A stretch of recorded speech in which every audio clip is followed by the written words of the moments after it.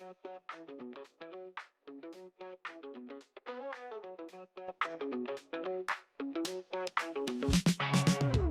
to the spot.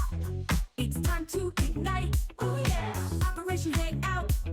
The feeling's just right. Chilling with the crew. We're ready to groove. Opinions flying high. Come on, let's move. Woo. Hang out all night long, all night.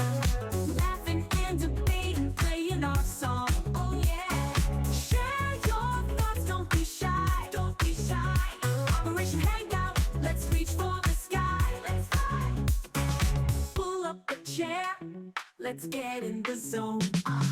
Voices blend and smooth, like a funky trombone. Oh yeah. Topics from the heart, making us think. With a twist and a shout, raise up your drink. Cheers! Hang out all night long, all night. Laughing and debating, playing our song. Oh yeah. Share your thoughts, don't be shy. Don't be shy. Operation Hangout, let's reach for the sky. Let's fly. Bring it down, shake it up, feel the beat. With every word we share, the circle's complete. Woo! Living loud, think it proud, that's what we do. Oh yeah. Join the club, come on through, we're waiting for you. Alright. Hang out, all night long, all night. Laughing and debating, playing our song. Oh yeah. Share your thoughts, don't be shy. Don't be shy. Operation Hangout, let's reach for the sky. Let's fly. Hang out.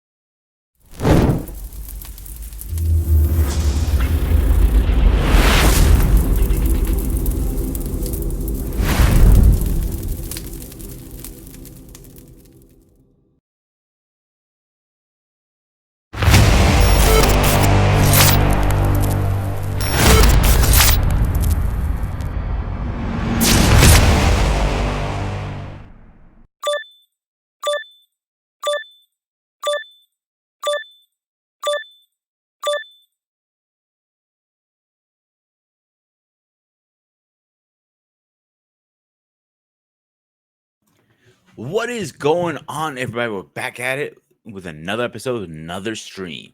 Of course, you know where you're at. You're at a Spartan SU Network. I am your host, Ghost Sparta. But I can't do this by myself. I gotta bring the little devil he is, the scrawny little shit he is. We usually call him Baby Groot. We call him Scrawny Groot. But tonight, we got a new name for him. We call him Sperm Groot at this point. Bear paw, Sperm Groot. bear paw, See, I changed your nickname. bear I went paw. from, Scrawny Groot to Baby Groot to Sperm Groot now. Well, the thing is, good is referred to as stick, but I'm not a stick. That's the difference. Hey, I can call you Broken Rubber Groot next. Nah, it's bear paw. I prefer that. All right, my brother, how are you tonight? I'm okay. I was locked in my own thought that I lost track of time. So much on my mind, so much I was reading, so much I was researching. When you take too much information into your head, it kind of like puts you in a mental cave, hard to Mhm. get out of. So I've been doing a lot of will thinking, a lot of evaluation because a few things that happened because I didn't pay attention to the news. I'm here to want to get rid of the iOS. I was like, You post something in our private chat. So, do you want to talk about it really fast before we get to the show? oh, there was a company I was following for like a good almost a decade and a half because Mhm. I was trying to see where they're going with it.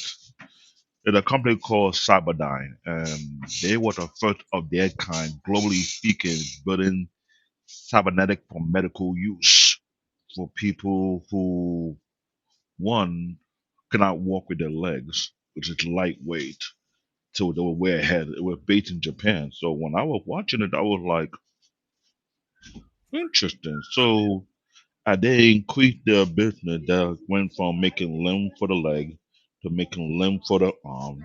Now they did whereby it helped people on the work field who carry heavy loads. I was like, this is a big deal before the US started their own. So I can see why it's a big gap in technology, big gap in research. Because they were doing something whereby the thing work with your nerves. And it had to be set up a certain way. At first, I was looking at it, okay, one more problem. A lot of these things were built for people in a small body size. What about people who are much bigger? Because the Mhm. company, no, you ever know that one small issue with it? The company based in Japan, and a lot of people in Japan are not overweight. They're mostly small built. I was telling myself, why don't I bring a branch in the U.S.? And I'm thinking maybe there's a issue because of competition. Oh no, it's a very very cool idea. The top of its class, and they way advanced. So that's what I'm trying to share. Like this is something I've been noticing around the world. Like there's a lot of things that have been taking place over that we don't know about. And I've been wondering why we so behind the curve on a lot of things. But that one caught my attention. I was like, oh, I remember seeing this though. So So I I'm don't like, want to get too deep in that conversation, but one thing I will say that I know for a fact, there are a lot of cures for a lot of things we suffer today. Diabetes, for example, hmm is cured, but big pharma won't do it because think about it. What makes more money? Buying sick people 100, staying sick. 100 test strips a month, or one pill or one shot or whatever the case is, done, boom, bang, bang, out. You know what I'm saying? They're not going to do that. It's simple. As long people are sick, they can waste money on buying medicine that don't really cure the Absolutely. problem. That's what the thing. But I look at it in the long run. When you have 20 sick people, who will keep the workforce going? That's the other thing. So, but anyway, we're not here to talk about that tonight.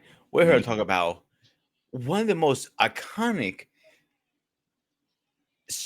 let me read that, most iconic movie franchises that I can think of that has the ups and downs. Let's be honest.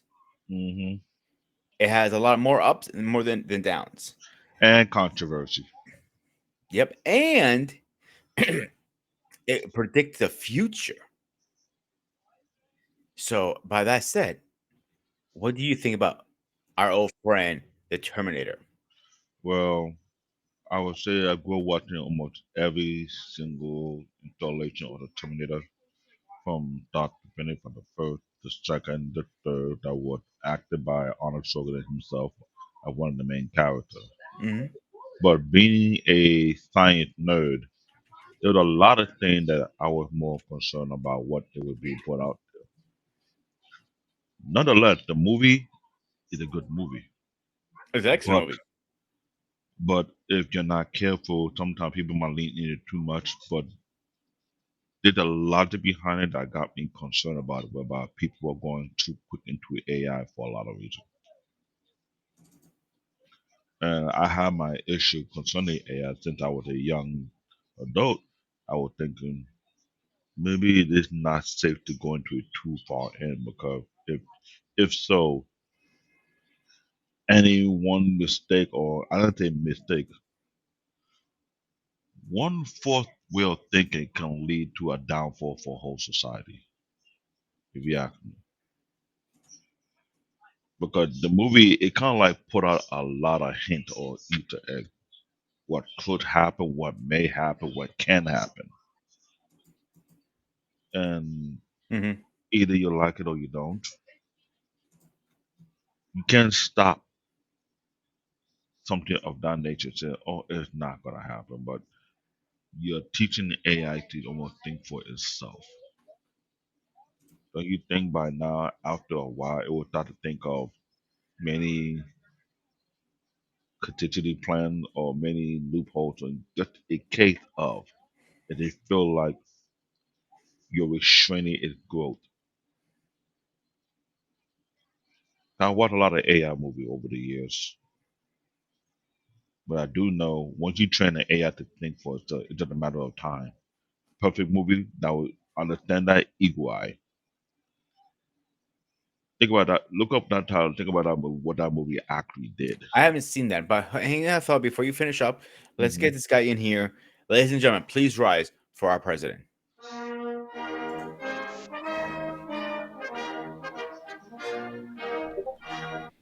Mr. President, how are you doing tonight? I am well. How's my sound? He sounds loud and clear, fresh and crispy like always. Okay. Yeah. So, Dave, finish your thought, and I'll give the floor to the Paul. You know, now I'll talk about the movie called Eagle Eye. At first, the name did sound weird. Then I didn't know what it was all about. Then when I started to watch the movie from start to finish, then I just realized I like, oh my god. The person who wrote this script was watching Terminator. And not only he watched Terminator, he did something that to show what can happen when you train AI to almost think for itself to the point whereby it think beyond your level of thinking. And that threw me off. It is a very sci-fi but really spooked out movie. Mm-hmm. And it was doing, it was creating different contingency plans whereby it was trying to set you up, not realize that you have to remove certain people in power so it could take over by itself without you even realizing it. And everything was planned out step by step all the way through. I was like, and everybody thought was a human being making such orders. I was like, was AI was making those orders to begin with. And they didn't see it come until one of the engineers got to realize it, like, oh, you need to take this thing offline because this is getting too much for us. It's like whatever we were trying to plan, it was 10 steps ahead of us. So it let me know when I look at Terminator, it's a great movie, but it's more with a great warning. Don't go above your head thinking that it's not going to be a problem. It actually can be a problem. That is my thought process. I'm not denying that one bit. I'll give you my opinion in a second. Paul, you're up. Okay. Well, what's the question? The question: what's your opinions on Terminator, the franchise in general? Franchise gets worse with every iteration. I think. Really, after the first two movies, I may want to throw in Genesis. I did like that, even though I don't think it was as well received. But after that, it's just like Hollywood typically does. They try to just keep milking they just keep getting cast cow. enough juice out of the orange. I mean, it's just too much. How many times or how many alternates and how many reboots is this supposed to go on for infinity? I just think it's too much. But yeah, after the first two, I would probably put not just Term Salvation up there. That's the one where you actually went into John Connor's world, sort of like before the T800s came out, or they were just coming out. You had like the T600s and whatnot. So it was good to get us a glimpse of like the world that he was in, and certainly that was good because that history wasn't told before. But outside of that, I have no use for it. Now I know a lot of people now again, and I admit I did not watch the Sarah Connor Chronicles, which I hear was an excellent series. I just haven't had a chance to get along to it. I know Eric, he was a big fan of that. But outside of that, I like I said, it was just too much. But having said that, I mean, obviously we talk about, a lot of sci-fi, in history has always had sort of like a prophetic kind of element to it. A lot of things from science fiction are now realities today.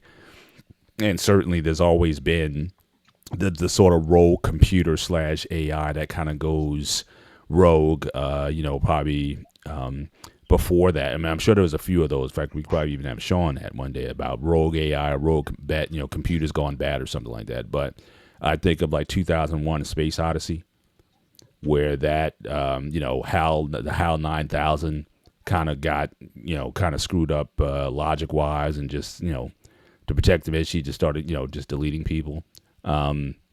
So you definitely, that's always been a something. What computers? The question is always, what if they smarten up to an extent where they can do more than, or can you really control that? That's been done with, like I said, with AI. That's been done with artificial creation, even going back to the original Frankenstein movie.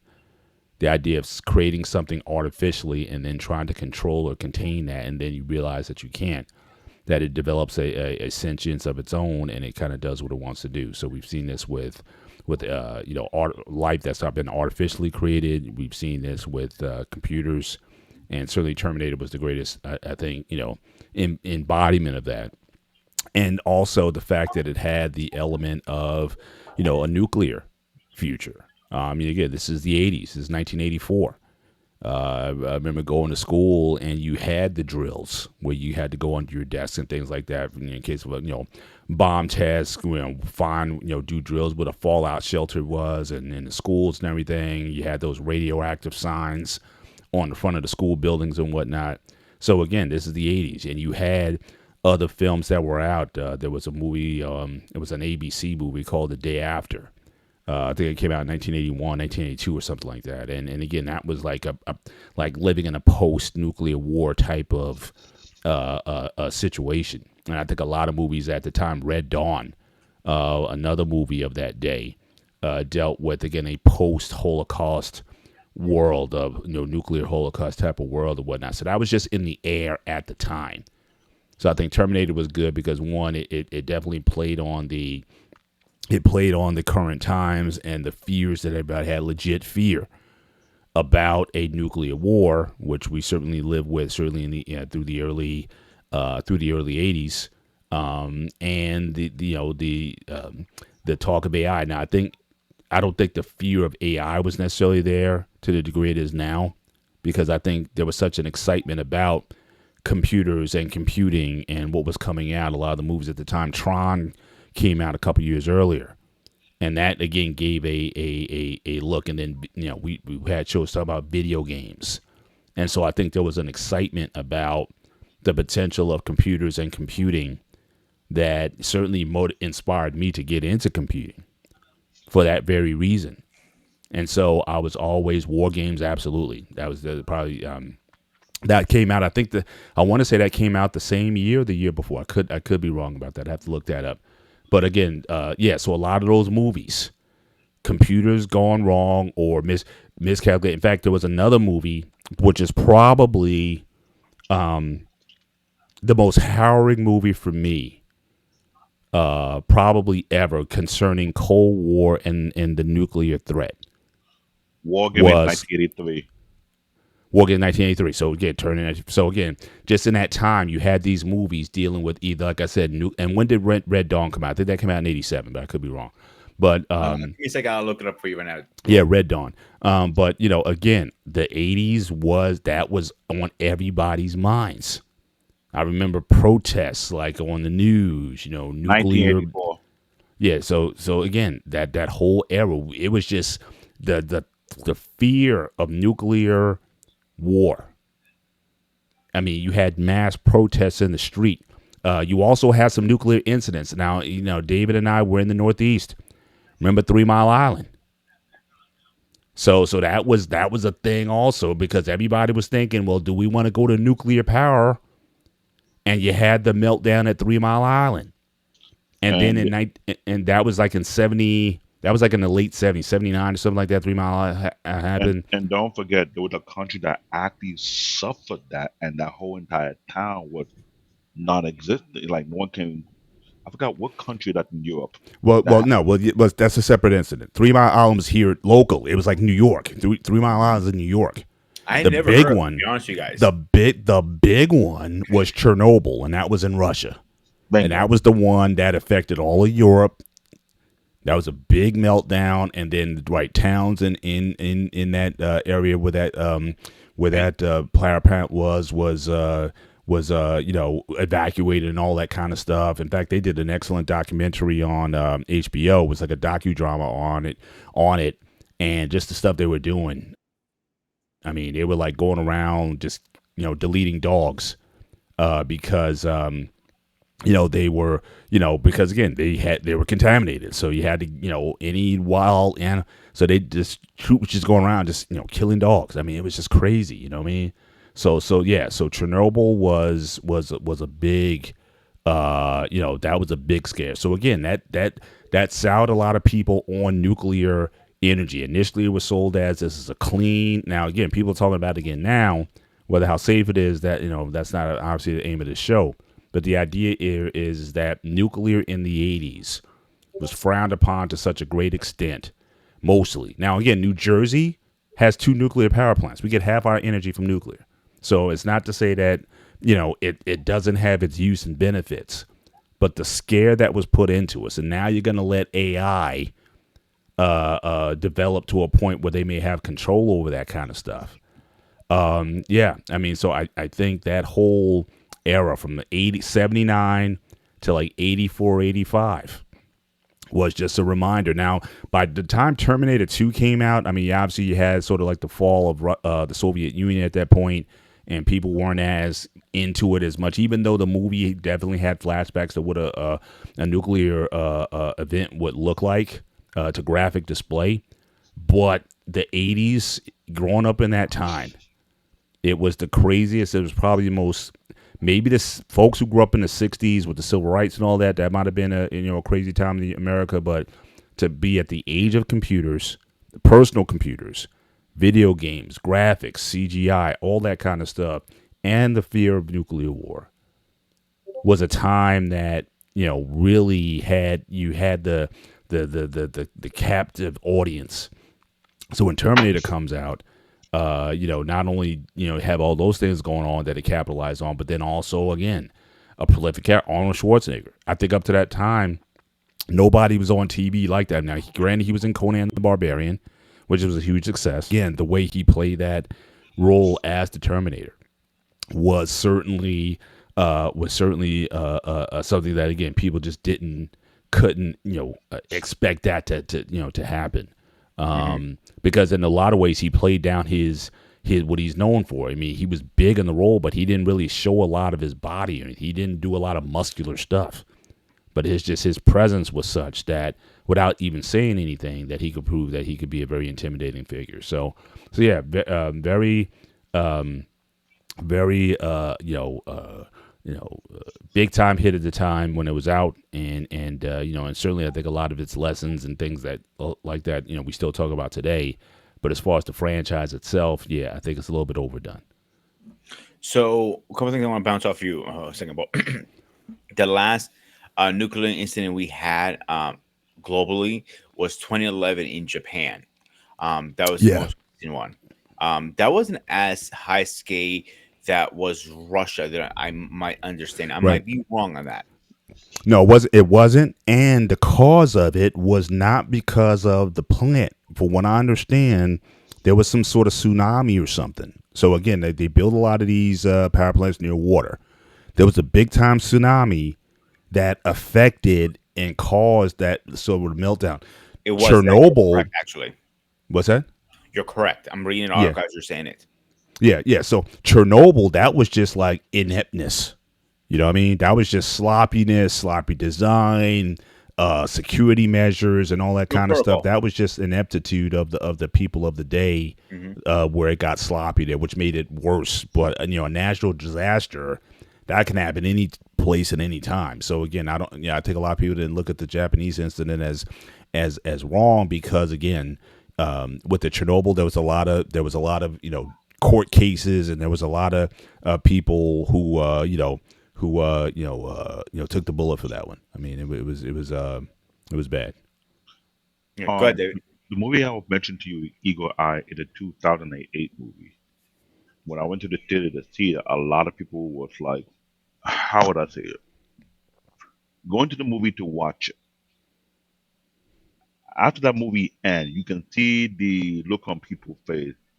People were sick of thinking, second guessing. They was like, don't you think our government going too far with a lot of things they're trying to put out in the space? Because that movie right there, it did something to the audience. It made the audience start to think more about AI. If it's something great to jump into or something to be careful of, because what Mr. Bennett said, imagine you have a nuclear plant and you want to have AI have total control of that.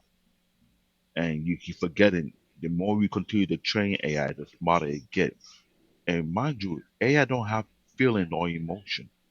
They only think based on logic and theory. That's the fact that people are not paying close attention to. Oh, AI not a, no, we have emotion, we have feeling, but also we can process knowledge and information. AI don't process emotion or feeling. It only process knowledge and information. So what is based on its calculation? If it feel illogical to do X, Y, and Z without thinking about the emotion or feeling factor behind it. That movie right there, Eagle Eye, is a 2008 movie. If you get a chance to watch it, I promise you, it will make you think a lot of things about AI and why you want to be a little more extra careful and let it have total control of your everyday life.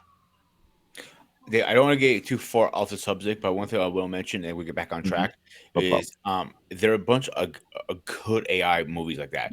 I Robot is a very good example. AI actually is in one movie with Robert Williams that he wanted to become full human. There are a bunch of those, but one thing that always made me like the Terminator is the way they did Skynet.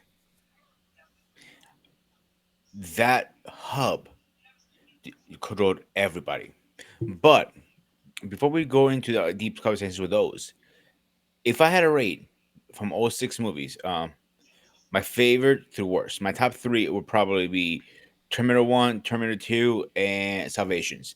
I thought Salvation would have a spin-off actually, Hmm. continue that saga right there. Hmm. But from what I'm seeing here, it didn't do that well. Like Ryan Potatoes gave it It did. 33. You're right. I'm, I'm sorry. No, you're right. You're right. It didn't. That's it's still my even it wasn't didn't do well at the box office, but it's still one of my favorites because again, it was the first of the films that I really agree. put you into that future world and kind of what that was like. And I agree 100% with you, Paul. Like IBM gave it 6.5 out of 10. Rotten Tomatoes stood at 3%. TV Guide gave it 49%. I think he should have done a lot better. I actually love the movie. It's one Hmm. of my in my collection. I'm like going on board. Whoop, that's the one thing I will throw in once in a while. Yeah, Here's the and I Terminator think problem. 2, Christian same Bale thing. did a great job as John Connor. I liked him He in the did an role. extremely good job, I Here's the think. problem about the movie. The movie was an excellent movie. The issue is based on how they were grading the movie because one, the movie was telling a different type of narrative by it included everybody to be a part of the movie. That's what it was doing. It was bringing a different type of element that all the other franchise was not bringing because, mind you, there was a Sean Connor who was much older, who was much aware of the effects that Hmm. AI play in society. So he was put in the position how to make last, not even last minute small decisions. He has to think what will be best for humanity at his stake. See, here's the thing, David. Here's my opinion. It's only a personal opinion. Okay, Terminator 3, my personal opinion, was one of the worst of '06 movies. Personal opinion. But if they did a movie right after that, let's say Terminator Rise of the Resistance, for argument's sake, right? And it explains how after the bombing, because the three lives when they start getting bombing, go from there. Then the next one, the fifth one, be Salvation. So you already have the backstory from the one movie, like they did with the Planet of the Apes kind of thing, the reboot. The way the first two was the first two or the first three? I can't. I believe it was first two. How one went right into the second one, and the second one went into the third one. The last one didn't make any sense. That's garbage, in my opinion. But how they continued it. Same thing with Star Wars show movies. The original trilogy, the one went into the next one, and the next one went to the next one. Matrix did a really good job with that too. So I think that's one reason why a lot of people didn't gravitate to it as much. Hmm. Now, let's not forget, Terminator itself is a very controversial movie because that was the script taken from somebody else. So I believe those who wrote the script for the third, fourth, and fifth installment may have made some changes whereby it was not resonating with the people. Remember, when you're making a movie, you Mhm. gotta write the particular script that's gonna go well with the movie. So the reason why you say the third installment was not good, look at the person who wrote the script. What was he trying to project? in that particular storyline.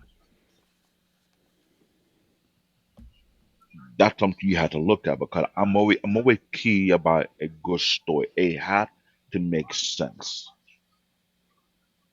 There are too many times we have a lot of American movies that don't make sense at all.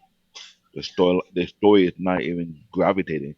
It's just the fireworks, the action, the fight scene. But other than we try all that, we take all that out. What is the story all about? We ask people about a lot of movies, they say they enjoy it. They can't even tell you how the story really is. They would tell, oh, it was a lot of fight scene, a lot of explosion, but nothing gravitating. There's nothing that makes me want to watch the movie again and again and again because it have a very unique story. Maybe something can learn from it. I think that was lacking in the third installment, if I'm correct. But Salvation, it was more like it was telling an actual story. Like this guy had a huge chip on his shoulder. Watching his mom do what she had to do to protect him and protect the future and let him know that okay, he will protect it for a reason. He can let that one go to waste. Hmm. But the path he had to take to do what he need to do is very questionable. Because you had to ask yourself, would you have made that same decision? Would you have made that judgment call? That's the kind of movie it was. Make sense?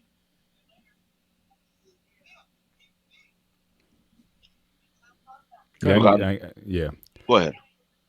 I guess one of the things about three that kind of threw me off a bit was, and again, I guess I got to look at it from again a computing mindset. Because I think the one thing the movie did do was they did build up this idea of a central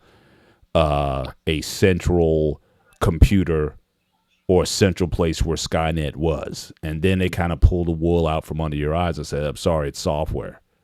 So it's like it's cloud based. But again, but that's kind of where everything is now anyway. People have moved away from centralized computer stores where there's just one all encompassing computer that can just take everything out. Now everything's in the cloud.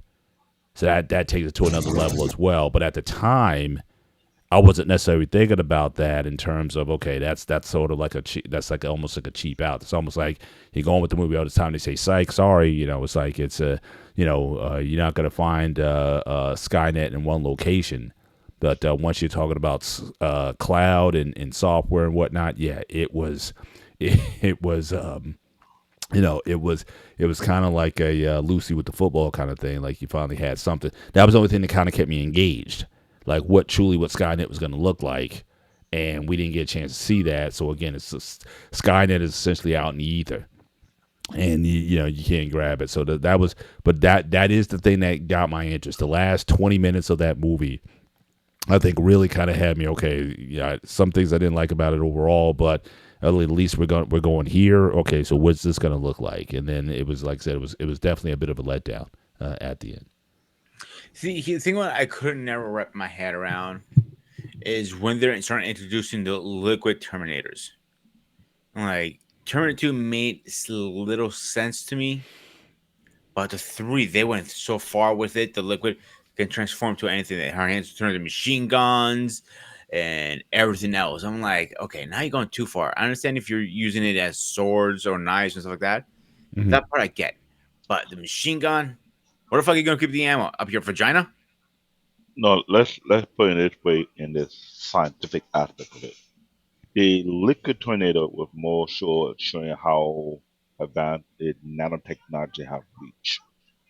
Because what you're doing, you're creating a angel-like machine that is not confined in a stiff structure. Remember, they're going by different models. The liquid tornado, what model they gave that name? What would the actual model name? T850. T850. So how many models before that had they perfected to get to that particular model name? Because yeah, think about it. It's a liquid foam type of metal. So there's a level of technology that's so advanced. But you Wait a minute, you actually talking? talk about the liquid terminator. What was the T1000? I think it was what's called the T1000X or something like that. It was Okay. yeah, it was. That is because they figure out a way to make that tornado almost indestructible. Meaning, no matter what you do, you cannot stop it. All the other model before that, you could stop it. You can prevent it from going further. This one was almost like a foolproof. You can blow it up, it will come back. You can chop it, you can come back. You can freeze it, it will come back. The only way you can destroy it if you put it in a molten lava or a boiling. No, I can't even say boiling. It has to be molten at Mhm. a temperature level whereby it cannot reconstruct itself back. That's what the difference. Remember the third one and what the fourth one? It came back again. No, it came in the second one. They did it in the third one. Did they come back? No, I can't remember if they come in the Now fourth. they came back. Boy, so in Genesis they came back. They came back in Genesis. So I'm looking at the numbers right now. The first one was a T1000. The second iteration was the TX1000. TX Excuse one me. thousand. Then it Yeah. was a T5000. Hmm. Let me see what the numbers are. T5000. The 850 we spoke about, also known as a T800. Let me see what else. That's how far it goes on here. Let me find another website to give me better information. Go ahead, David. You were finishing up what you were Thank saying. you. I like what Eric said. It was more like a 9-8 colony because if you think about it, we have science trying to figure out how to make things so small, so minute that it can control itself. It can replicate itself. It can regenerate itself. That's how far it was reaching. That think about it. To create such a being that's almost like you can destroy it. That is a scary way of thinking. And the fact that you gotta find some unique way to actually stop it, throw it in a furnace where they melt metals. You know the temperature that like when they did it the first time in Terminator 2. Where did they destroy it? They went to a particular factory and had it knocked down into one where there was molten metal. What a reaction! That thing was screaming. It was like it knew there was no way it can come back from that one. Another time, it had to be some kind of electric dynamic generator or some kind of thing that can short circuit it. But to have such a technology on that scope, on that scale, on that level, it shows you how far it have gone in perfecting that particular technology. Nanotechnology, talk about microscopic. Iron Man. Not trying to divert from the topic. Iron Man was building his latest suit from that same type of thinking, Mhm. whereby just a touch on his chest, the armor thought to replicate it right out of nowhere. That's nanotechnology. Mhm. So now you take that technology and you put that in the Terminator and you go to the next level and then some. That's exactly what it was. So for such a thing to come from the future, whereby it can replicate, yes, so it should be easy. Replicate a gun, that's next level. That may have an upgrade in the software. Mhm. That should never that should never surprise anybody if you understand science. It should never. The fact that it can change to a person that it touch, it can mimic the environment, it can blend into the environment, it can change its hand to any kind of weapon, especially to a gun. That should be a high concern. So a little fun fact I want to throw out there. So it is a company called Skynet out there, a real company. And it's not AI based or anything like that. Skyward Network is actually called. Is And who own a it? I'm sorry, And who own it? it's a delivery company, dude. It's a delivery company. I'm serious. Okay. Wait a minute, David. Didn't you say something earlier about some company Cyberdyne? There's an actual company called Cyberdyne. Yeah. Why? One, I'm like who? I'm like who is? I'm like who is? No one had the forward to copyright or patent these names. I have no idea. Like somebody. I'm thinking Arnold. Somebody should be. Wait a minute. There's a company named Cyberdyne. I should be getting a cut of that. But I the guy mean, who owned the company, he actually is a Japanese professor into neurological engineering. So he understands the nerve of the human body and he figured out how to make machinery work in benefit to help human in a very, very unique way. And I've been following him for almost a decade. I kind of like drop off after a while the past couple of years because what you were doing was next level. mhm. But the thing I don't understand with, well, one, I think that, and I know you mentioned Iron Man also. I think it almost gets to a point where um, with the nano stuff, it kind of makes it. I guess it makes it less believable. It makes it look almost like, okay, you're almost in with these invincible machines. So why try? I like the idea of, you're going to have something mechanical or what have you, and I can understand some processing, but when you make it where, again, things can just happen out of thin air. If that's the case, then why not just replicate? You talk about the abilities that it has. If you got these nanos, if you put one nano Terminator, like the 1000 or the TX-1000 out there, then why not just give it the ability? You shouldn't have to have a plant, because they've always showed plants where they create the T-800s or whatever. You should be able to just put one in, and it should be able to just self-replicate. It's almost like a virus. I You want should be correct able to myself here a just second. just have thousands of Terminators just self-replicating and taking over stuff. Then I mean, Now that sounds like a good idea, but the only thing that comes to my mind, I remember reading a article or what is a comic or something like, for that to happen, it had to take certain resources to replicate itself. Like to create such a nano machine that replicates, and that means it had to eat something to build whatever it needs to build to replicate itself more and more. Like for example, since it is a nano, more like a miniature robot that has some kind of metal into it, it had to consume more metal to replicate itself more over time. With me, you got to create a program that actually teach the AI to know how to mimic and replicate itself and multiply itself. To me, that would be the most dangerous idea to me. If you can replicate itself, then you talk about, you might want to call it the end of the earth because most of the iron ore will be inside the ground. So that means taking every iron or any iron metal that the earth have in whatever just to replicate to take over the whole planet. That means there's no point in having humans. right? You need That's my. But the point is, I mean, certainly in the third Terminator movie, the machine had the ability to control other machines. So if it has that ability to do that, or if it just needs to just let it go to a metalwork and then do what it does, and they can just formulate these machines. I mean, it just seems like, or like I said, a place where they're doing the iron ore or something like that. You can just create an army right there. If that's that's kind of where they want to go with it. But it just seems like it's just overdone. Trying to just constantly just bring this concept back. But do keep in mind, in terms of the source of energy, all these Terminators are nuclear powered, right?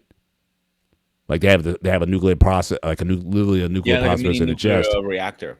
Yeah, yeah. So when Terminator 3 got threw it out, and it basically had a mushroom cloud from blowing it out. So so I don't think energy is going to be a problem.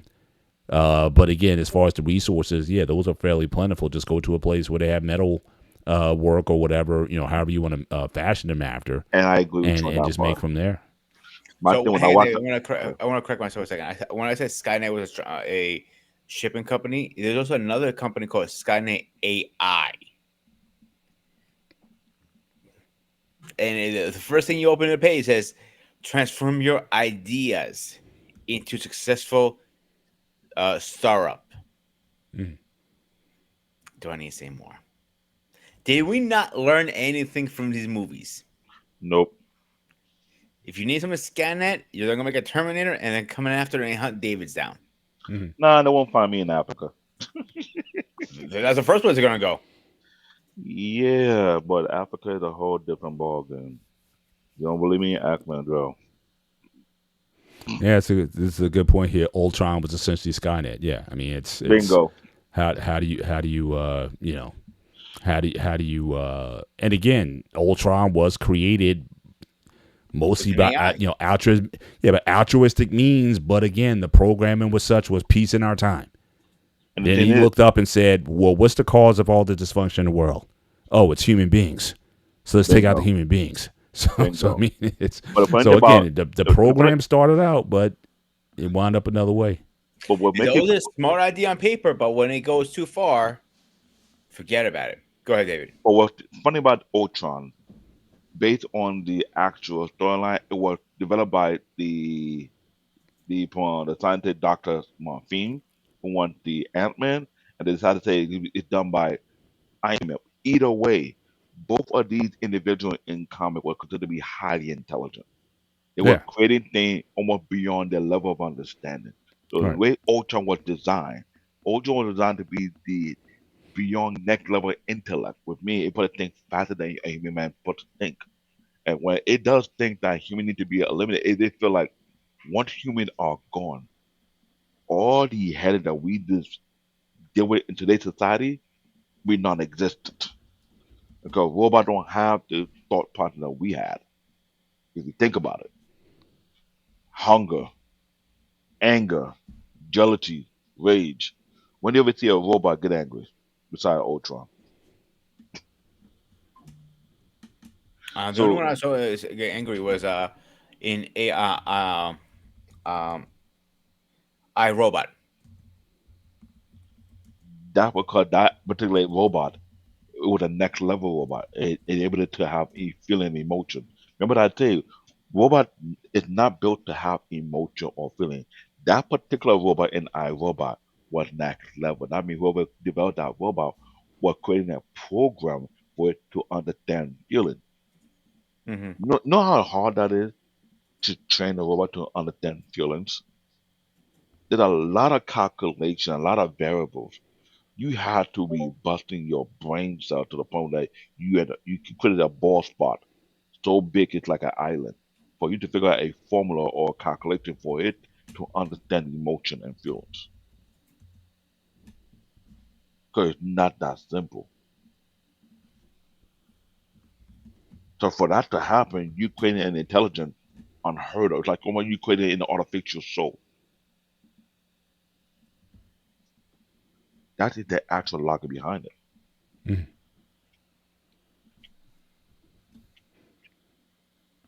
Go ahead, David. I mean, Right. Paul. Go ahead.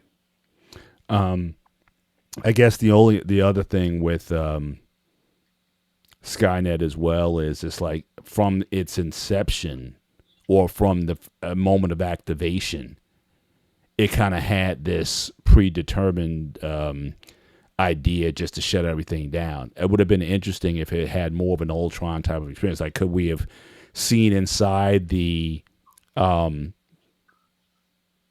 either the programming or see some sort of transfer, like what would drive Skynet to automatic from the point it was initiated, it became malevolent. And I'm just wondering, was that something that was just uh, built into it? Because again, and a lot of times, a lot of these movies and series where they have these sort of role creations, a lot of times the focus is also on the inventor.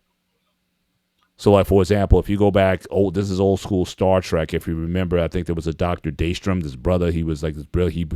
He created the M5 computer, and the M5 it basically went just taking out other starships and everything.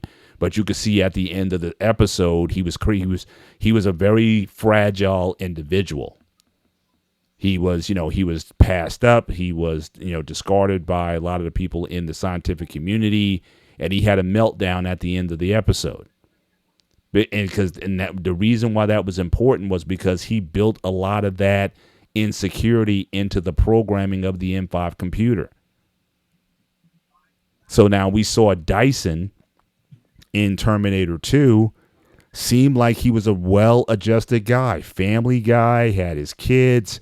He looked like he was a brilliant guy, but he didn't have, at least we didn't get a chance to see that didn't have any malintent or that was something in his mind that was just so off. So I'm just wondering, how did Skynet become off? Usually with a lot of these films where AI or computers go rogue, there's an explanation of some kind built into it as to why they go rogue. I don't think we were ever really provided that in the Terminator. It was just As soon as that thing went live, it locked everybody out and just started arming all of the robots to just start taking out human beings. And I'm like, who, I don't know if they did any, beta testing or some kind of, I'm like, you're going to do something live and it's just going to say, okay, I'm just going to hide out until you go live and it goes off. So I'm thinking something should have been captured somewhere. It's like, okay, you do your first test with a up, it's shooting people up, shut it down. Somebody get in there and fix that code because it shouldn't be doing that. But the Now, fact that you go all the way up to production, I'm sorry, this is my software development head right here. You let something get all the way to production, and it basically bombs on day one, and it's like heads usually roll for stuff like that. So I'm just curious as to what went into this development of Skynet. There should have been maybe another character introduced, maybe because dicing is killed, so obviously the research continues. Maybe there's another psycho kind of guy in there. Maybe this misanthrope who was just like, humanity is the problem. And he kind of built that into the system. But no, it just, you turn it on and it just does what it does. It's just crazy from the beginning. That also made, yeah. Yeah. And let like me it should let, have let been me some kind of protocol, right? Like hit those goddamn red buttons and like hit the no buttons, like no. Here's and the like thing. Let me add to it. When he what he mentioned makes sense because when you're going into research or development, right? That probably within what they call term called closed server, meaning no one have access to that particular closed server. But if you're developing something and have access to production, meaning it's not in no longer in the culture, it's in the regular network, meaning it have access to everything. In my mind, when he mentioned that, that means when they're doing the development, they didn't think about closing out the resource so it doesn't leak out. Because when you train an AI to do certain thing, when the AI start to get smart and sneaky, how you sure the AI not downloading itself somewhere else so you don't even know or max its IP address because we have people in the cybersecurity realm whereby they learn the technique of macking IP address. So when you want to trace somebody, it will give you a fake IP, but not the actual real IP. So when they were doing that AI development, it was not done in a closed server, meaning cut off from leaking out, cut off from connecting to something else. It's all like when they were doing these research or development, it could happen a part of it not to download itself somewhere else just in case of. So they have connection on both ends. So when it gets to a final stage, it copy itself to without you realizing, okay, it was well prepared ahead of time. Mhm. Remember the And they AI turn on it. They turn on for everything. Nobody does it that way. It's like, so you turn off your entire defense grid. Can you do like one grid? All right, fine. Give it whatever. Give it Air Force. Give it some.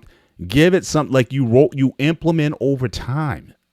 I mean, like I said, just as someone who's in the software industry, nobody just says, "Okay, when we went to the moon, all right, we're just gonna turn everything on, and we're just gonna go. We're not gonna test the modules. We're not gonna test the rocket. We're not gonna test anything. We putting all this stuff on live, and we're just gonna turn it on, and everything's supposed to just magically work."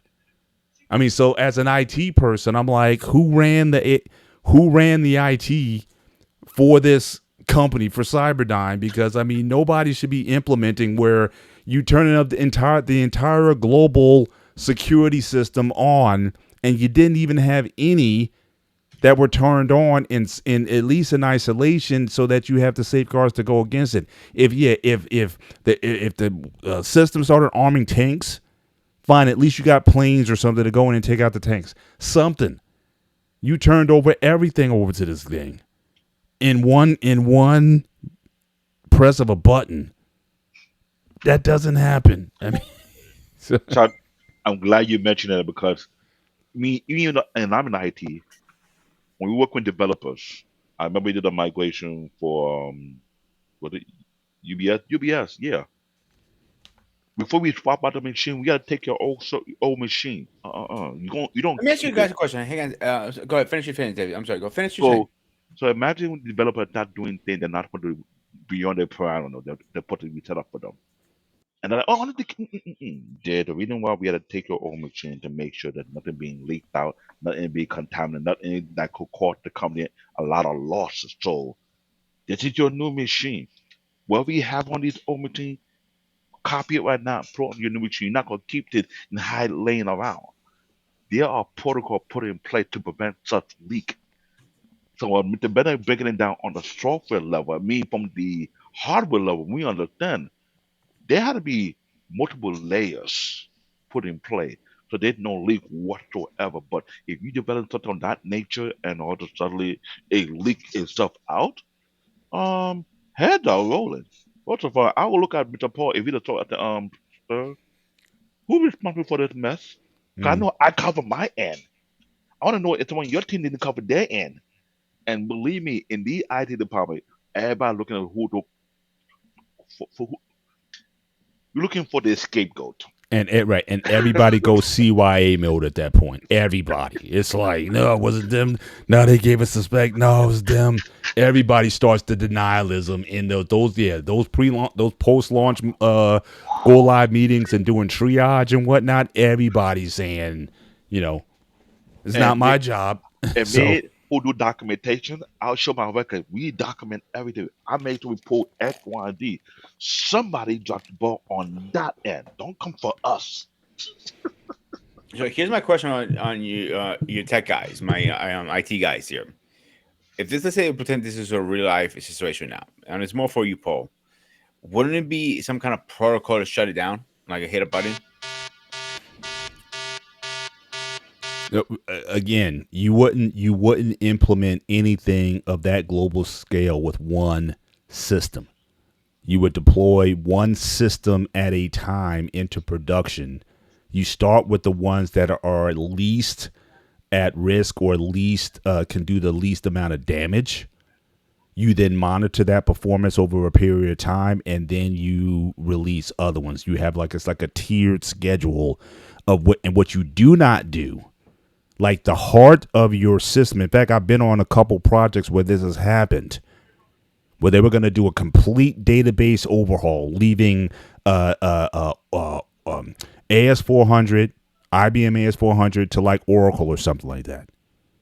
The brains and the heart of the company is going to be the last thing to go, and it got to a point where they said, you know what, it's too much of a risk to change everything over and sacrifice and retire that central brain. We can, all these other ancillaries, our websites, this, that, and the third, we can do all of that. Everything else, we got to protect the heart of the company, which is again that main DB2 system. So again, as far as the safeties and protocols, there has to be a proof and evidence that yes, we are better off even with this sort of Frankenstein hybrid model before they would even consider retiring the old, because that's the history of the company, that's the life of the company, that's where all the central records are. And again, as imperfect or inefficient as it was still the brains of the company. So again, everything else better be clicking like this before you even touch that guy. And everybody got scared because we did have problems with some of the rollouts of those production modules. So we did swap some things out, and there was months and months of triage and trying to get those things to work properly before we were going to the next thing. So the timeline by which this was like over an 18, almost 2-year period. So it got to a point where that date to, that phase 3, for example, that's supposed to be like that's when we go live with everything. That date just kept getting pushed down the line because we're not ready for this yet, because we got to fix all this other stuff that was messed up in phase 1. So don't even talk to me about phase 3 or total retirement of servers until we get these phase 1 issues out. And that took forever to get done. So yeah. So these things with the most companies, like I said, this situation is just not going to happen. And again, as far as the fail safes, again, at least the way they had it in the movie, I think they did try to deploy some fail safes. But again, Skynet was kind of like behind the scenes, was kind of bypassing those fail safes so that when they did try to implement the fail safe, it didn't work. But again, you never implemented Skynet into any kind of environment that it could be seen in the real world. Everything has conception, even in a test environment. It still doesn't work like production, because usually in production, that's when you, like in tests, you might be working with maybe a few dozen or several hundred transactions. In production, let's say if you're a website, right? And if you're dealing with like thousands of transactions a day or hundreds of thousands of transactions a day versus a few hundred in test, the idea here is you make a small simulation of a production environment, but you cannot pump out the same kind of data and output that you can in a production environment, because it may even work at a smaller scale. So again, in a test server, yeah, you can handle, say, even a few thousand transactions a day. What if your website has 1 million transactions a day? Is it going to crash? Is it going to bomb? Is it going to do whatever? You don't know until you get that kind of throughput through. But again, most test environments is not meant for that. You test in different stages, closer to like a production sort of scenarios, and then you cross your fingers that, okay, well, if it works for 10,000, it'll work for 100,000 or more. But then that's when your engineers come in, like the Davids and whatnot. They got to say, look, can the CPU or all these machines, whatever architecture hardware architecture that we set up, can it handle this throughput? If not, order the new set. Yeah, but by that time, if you already put it in there, then it's you're going to be hurt trying to get those upgrades in, and then you got to do everything over again because you got to test the new servers. Let's say, for argument's sake, just for this conversation right now, you did all that stuff. 5-10 years later, the program goes rogue. Is it a button you can hit to turn it off, or pull the plug? That's my question to you both. Well, 5-10 years, most companies will live with. Most of your problems with software development lifecycle, a lot of that stuff's going to happen very early. Certainly within the first day, the first few days, the first several weeks. Mm-hmm. Where you're going to get the bulk of the problem. Then everything else is maintenance. Like even in production systems, there's always going to be some glitch, some problem, some scenario that you couldn't program for everything. And that's where a lot of us come in, system analysts come in, and they look at the problem, diagnose it, you give it to developers, they fix it and keep it moving. That's always going to happen. But if you're talking about like a major situation that comes up, if that happens 5 or 10 years later, well, then they'll just deal with it then, because hopefully up to that time, you were making money with this new system all the way up to this, up to that point.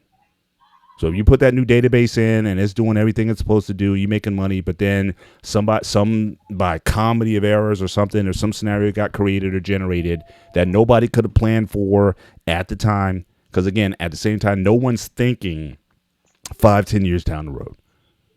Especially if you're a publicly traded company, you're only thinking about the quarter, at most the year. That's why a lot of companies can't plan 5-year plans or 10-year plans, because again, everything is about the quarter. And if you want to talk about a major upgrade or overhaul of everything, it may be good for the long term of the business. It's bad for the short term of the business, because what you're doing is you're spending a lot of money. I've been in companies where they spent 9 figures on major technology upgrades, and it hurts them in the market because that affects your bottom line, your profits, because you overspent, therefore lowering your profit margin down, your profits versus your expenditures. You spent a lot of money, you have fewer profits if you made a profit at all, and then the market doesn't like that, and then the stock prices go down. And then everybody's shaking their heads like, what's going on?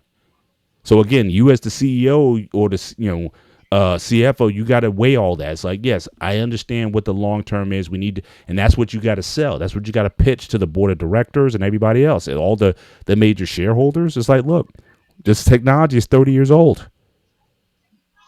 We're working with. I've worked with DB2 systems. I'm looking at the dates. 1985. Straight up, 1985. We got to upgrade, but they don't want the main business hurt or affected. Anything that's going to take away from those dollars coming in. So that's the balance. That's why I would never want to be a CEO of any kind of major company like that. Because again, I gotta convince investors and shareholders that what we're going to do or what we're trying to do is in the best interest of the company. And you're not. Yes, you may get a little dip in your stock prices or whatever, but it'll be temporary. In a year or two, it's going to turn around, and we're going to go all the way back, and you'll get even more. You got to be a salesman as a CEO. And if you don't get that board, if you don't get those investors, shareholders to buy into your ideas, then it's over. Unless you're a private company. Now, as a private company, you can do anything you want because you're not beholden to shareholders and interests, and you don't care what the market is doing or whatever. You can do but when companies go public, that's the trade-off. When you go public, the value of your company can grow 5 or 10-fold. But if you don't, then it's another issue. So a short version to that question is no. There's no off switch, just in case something like that ever happened, like later on. Again, not 5-10 years down the road now. But let's say for argument's sake, it's an AI. It evolved over years. You cannot say that, Paul. It's an AI evolves. Like that's the thing of the AI. Like 10 years later. And what I'm saying is the way companies. I get you. And the way companies and the way most executives work, 5-10 years is a reasonable risk. And you'll kick that can down the road. If I can get 5 or 10 years of profits out of it, think about it, I'm a CFO, whatever. Don't think corporate. Think about. I'm talking about if it was 10 years down the road, would ever be a developer program says, let's turn this shit off right now if it goes rogue on us. Peter, what Paul is telling you is what I've seen myself. Here's the problem. We as tech, we can see if what they're doing is the big mistake. We can open our mouth and sir, this is the wrong path to take. They don't give a shit. They'll tell us, do what we ask you to do, what we pay you to do, and that's just it. I've done a lot of migration. And what Paul is telling you about, I've seen it multiple times. Try to replace a huge server location for Bank of America. And we can't do it all at once. You got to do it piece by piece. Yeah, it's humongous. I've seen a humongous room to myself. I know. Piece by piece. And it's not only annoying, it's stressful, and it's crazy, but it can take between a few month project to a couple of year project. It takes for the server team to upgrade their whole entire server. What Paul is telling you is legitimately correct. So a short version of my question: no, is no turn off switch. We're gonna be a fuck this ever came out of your life. If it comes up, yeah. And the only thing I would disagree with David on, it's not just the uppers, it's the tech guys also. Tech guys don't think that far. Think about it. Especially if you're outsourcing to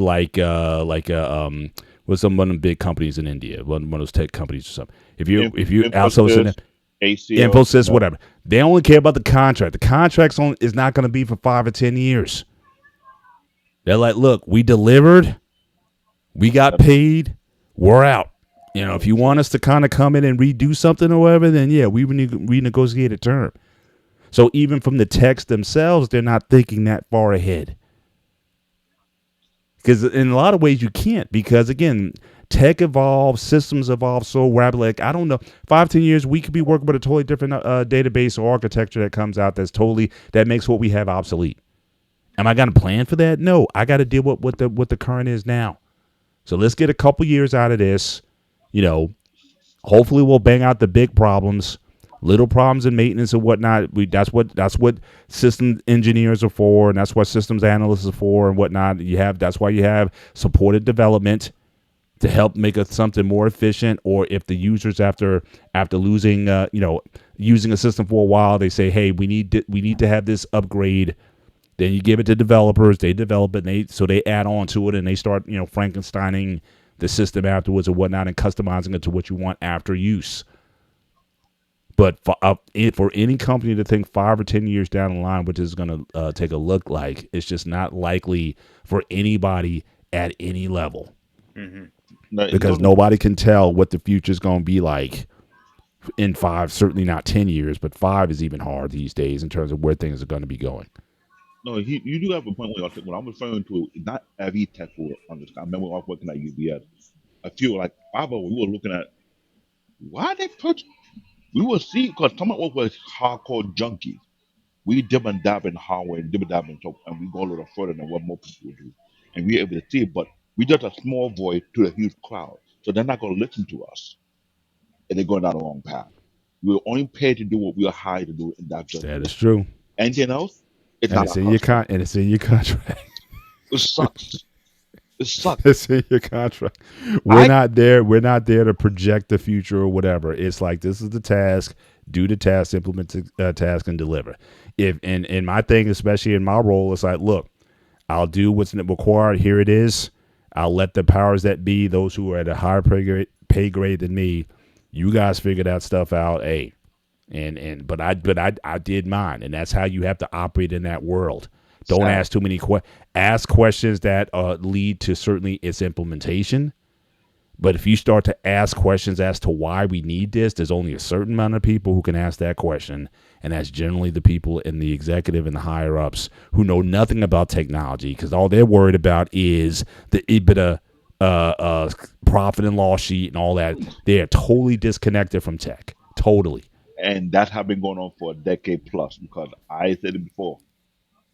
What tech understand, it never translates to what a business people all they understand is dollars and profit. Yeah, All right, you got to make that work.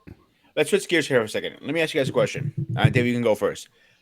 In your personal opinion, how do you think Terminator changed the movie industry and the pop culture with today's, how things are with it today? You think it evolved it, it kind of fucked shit up, or whatever? What's your opinion, Dave? I feel like I Who can go next? want to be honest with you.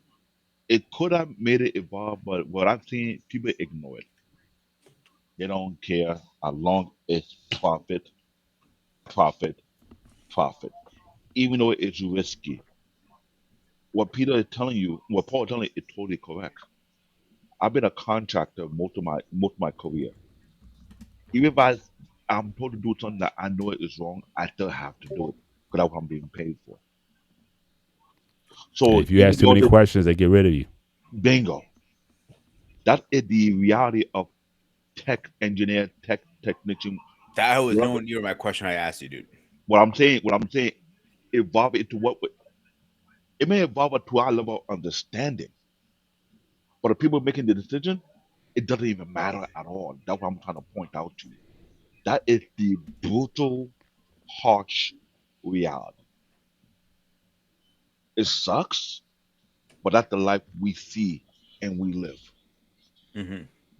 And believe me when I say this, Paul will tell you, if they feel like, okay, they're hiring too many tech, they want to combine our roles, even though our combining them doesn't make no logical sense, they will do it anyway. It has been done many times whereby it burn people out, but they don't care because it's all about the profit. When you asking, I'm giving you the brutal answer. It's not stopping them. What Paul told you told the question. The people that make the decision don't do care too much about tech. All they care about is the job is done. That in this society we live in the Western world, it's a cutthroat society. We pay you to do this. We don't care about what happens. Just do what we ask you to do, and that's just it.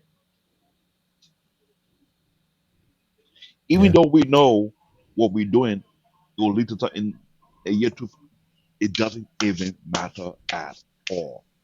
But Period. it still it doesn't go to my original question I just asked you, David.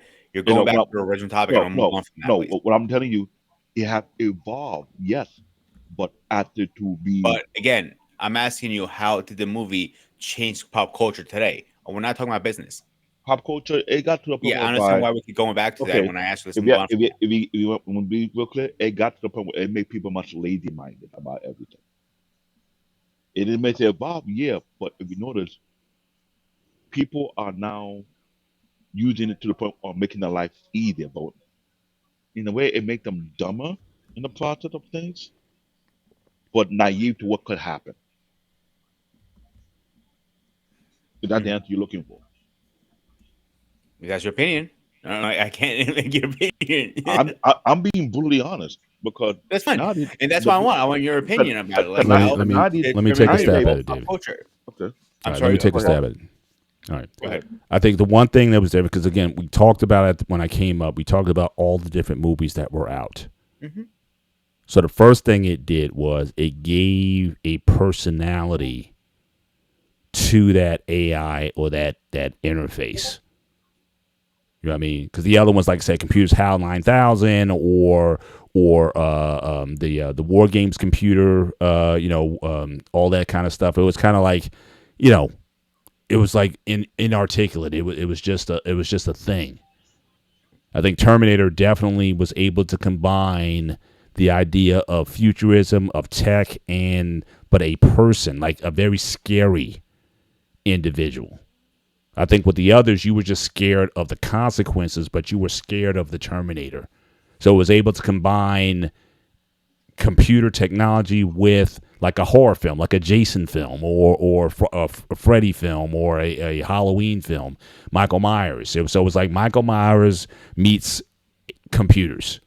So I think that was the first time something like that was done in movies. But like I said, I think the '84 film was just one of many films that covered very similar content. I think the difference was '91 because then that was the next major step in CGI in movies. Because I think ILM, if I'm correct me if I'm wrong, I think Industrial Light and Magic did a lot of that, the liquid metal and all that kind of stuff. Hmm. So that was like a major revolution in how movies were made. Just as Star Wars changed how movies were made, when you get to Terminator and the because keep in mind what movie came out a couple years later, Jurassic Park. So being able to bring in real life looking CGI morphing type of technology into films, I think that kind of uh, technological revolution led to movies like Jurassic Park and a lot of the CGI that came out of it. Now, again, not all that CGI is good, but it was definitely something like when you saw the T-1000 go through the bars of the jail when trying to get to Sarah Connor and those people, everybody in the theater gasped. They were like, what the heck is this? Because nobody ever saw that before. Now, Eric mentions The Abyss. Hmm. Again, I don't think not as big of a certainly not as big of a film. I know it had some of that in there that might have been like an early test, but I think it really made its debut. I think in Terminator 2. He is correct from a technical as far as origin I will standpoint give where it you was this for first used. example. A hot blockbuster movie. I think it came in the '90s. Power Rangers. The first good percentage of it movie was pretty good CGI stuff. But when they put Megazord together, I thought the producers literally puked on it and like, here we go, let's put this out. So that is a good example. I will give you that, guys. Terminator Evolution, how we make movies with the CGI, how to uh, do everything. But at the Right. same time, do you think this movie is a warning to humanity? Oh yeah, all of them. From like I said, from war games and everything else. Um, but again, like I said, it was the era. If you grew up in the late '70s, early '80s, That's all we talked about. It was on the news when Reagan was in office. He talked about the Star Wars nuclear defense program where he was going to put these lasers into space and shoot down the lasers and whatnot. Billions of dollars were invested in that project.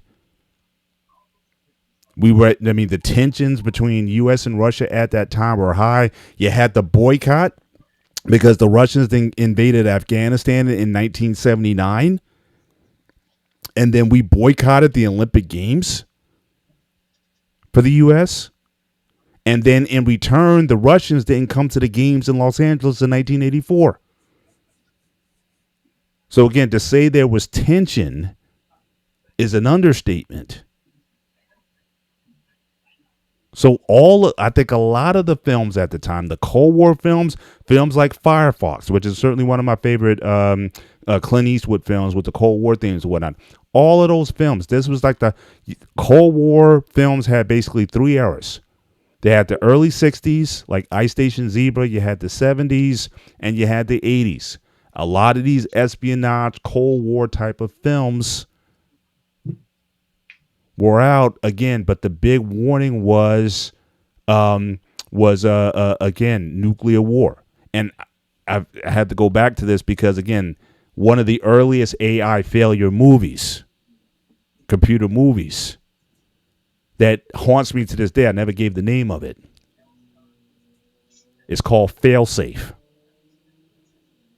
I believe it came out in 1960. I want to say it came out in 64. The original film is come out in multiple iterations, but the movie Failsafe is one of the movies that I've watched. It haunts me to this day. Why? Because of the plot and the solution was like, again, nobody knew where I was coming from. So long story short, you have a bomber, a nuclear bomber, that gets a misdirect, gets a computer glitch in the system on the plane. Basically tells the pilots to go into and basically nuke Moscow. And the soldiers are on such a secrecy when it comes to this thing. Any attempts to reach them, even by the president, even by one of the wives of one of the pilots on the plane, does not work. They are so programmed in their thinking. They try to shoot the planes down and they can't get to them. And at the end of the day, they nuke Moscow. The president of the United States, played by Henry Fonda, is in communication with the Soviet premier. They're very aware of the situation. They even are willing to give up trade secrets to the Russians in order for them to help to shoot the planes down, and it doesn't work. So we got a problem here. We're either going to do World War III, or the solution is, well, since we nuke Moscow, we'll trade you. The United States, will nuke New York City. And to add insult to injury, the president's wife is in New York. But in order to prevent World War III, this is the solution that has to be done. So again, the consequences of just computer glitches, it was even in the 60s when you had computers that were like so ancient. Your cell phone has 1,000 times the computing power and capabilities of the computers back then. So people were on the game then. And keep in mind, that movie also came out a couple years after the Cuban Missile Crisis of 1962, where we were almost there at the brink of war. So again, when you talk about movies having consequences, when we talk about how movies speak to the times that you're in the 60s, it was Failsafe. In the 80s, it was a slew of movies that dealt with the topic. So yeah, so it is a Terminator and those movies. They did a lot in terms of not only shaping people's views, but also confirming based on the news what we listen to. If you watch ABC World News Tonight, if you watch Nightline and any of those shows, every show dealt with something dealing with some tensions between the U.S. and the Soviet Union. And we were reminded every day in school, once a month, we had to get under those tables. We had to go in those certain portions of the building. Every day you walked to school, you had the radioactive sign on the front of the building saying this is a fallout. So yeah, so yeah, it just fed into the vibe of the time, and anything dealing with anything nuclear was like that's a major you know that was a major Um, Let One me second, add. what I missed. Hang on one second, David. But we all know you're joking, so don't take it personal. Like we do this for fun and for joking around, and as much me and David, me butt heads, or me and Paul, we all joke around, have fun. We're a big family end of the day here. So hopefully you like the content and you hit the like button. Now, let me add to that. The movie I was telling you about earlier called Evil Eye. It was actually a huge, massive AI supercomputer program that was built by the military. They're supposed to monitor it. But what they didn't know that the AI was playing them mind game because the name of the AI was so-called ARIA with the ARIA. It had control of all the military branch equipment. It took control of one of their drones, had it out in the air, scoping and scanning who they can use for their own plot. Call these people's cell phone, get them instruction what they're supposed to follow. If not, they even let them know detail about their personal life. And throughout the whole movie, each person had to do what they were supposed to do. Not realize the end plot was to eliminate the executive branch and the cabinet. An AI system built by the military that was running roughshod without the engineer not noticing what was going on the whole entire time. They didn't know that one of their drones was hijacked by the AI the whole entire time, sending instructions to different people to do different things at a certain time and be at a place at a certain time frame. Or if not, if they miss their deadline, something gonna happen to them. If you watch that movie, that AI was controlling the whole ball game until when the engineer started to pick up at the last minute that this AI was doing something crazy. It was trying to unplug it. But what they didn't know, while you were trying to unplug it, it already downloaded it to another location without even knowing it. The AI was pulling string left and right. At the end of the movie, they had to completely move that whole thing off the network, meaning it's not supposed to have no more access to anything because the AI was making crazy decisions.